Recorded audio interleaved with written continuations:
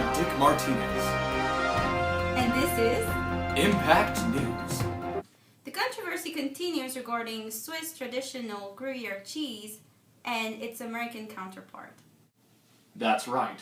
Because of the protective geographic indicators surrounding cheese traditionally made in the western Gruyere region of Switzerland, Rock Hill Creamery in Richmond, Utah, has branded its cheese as Wasatch Gruyere.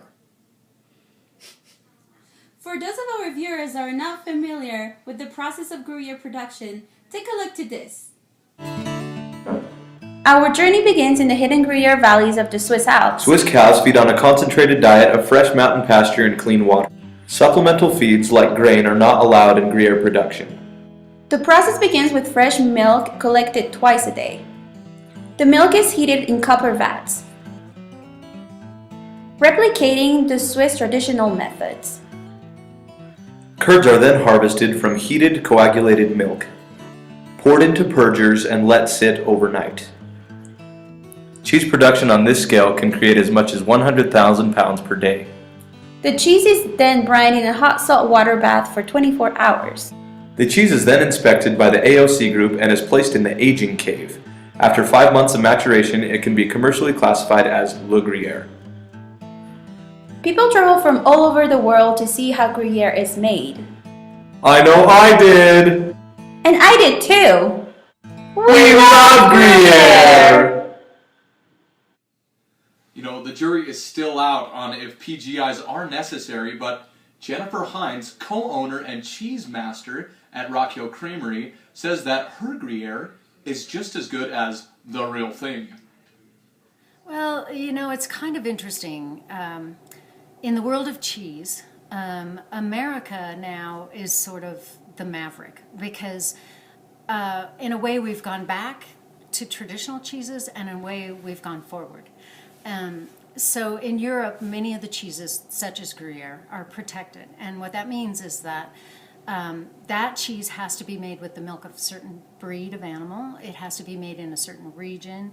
It has to be made using the correct cultures and the method that have been used and now, you know, clarified and actually made requirements of that cheese in Switzerland or in France. But in the United States, we don't have that. And so what we've done is we've kind of looked to Europe for these wonderful, traditional, beautiful cheeses. But then we sort of put our own twist on them. Many people are doing it. Well, he came, he tasted our cheeses, and he turned to her and he said, you Americans, what you are doing with your cheeses is wonderful.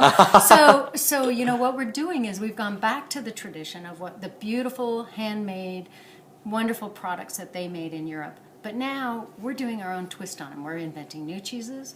So our Gruyere is not like the Gruyere you're going to get in Gruyere, but it's similar. We use the same cultures. We follow a similar recipe. It comes from the milk of brown Swiss cows, so those are cows that we have.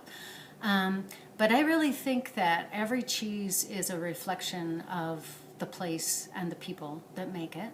And so our Gruyere is like one that nobody else would ever make. And I'm not trying to make it fit a definition of what a French or a Swiss Gruyere is, but I want it to be my Gruyere, and that's what it is. So when I first started, I wanted my cheese to be a Gouda that tasted like it came from Holland.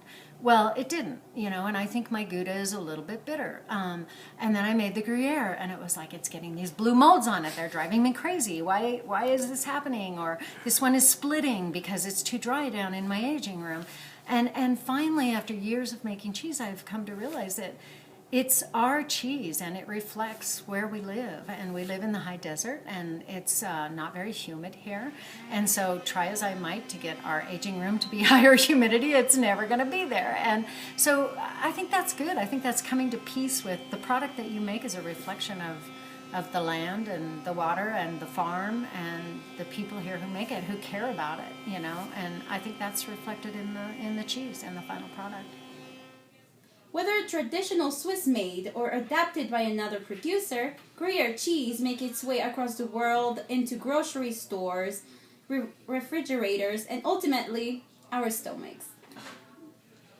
Thanks for tuning in to Impact News. I'm Dick Martinez. And I'm Ruth Muller. Have a pleasant evening.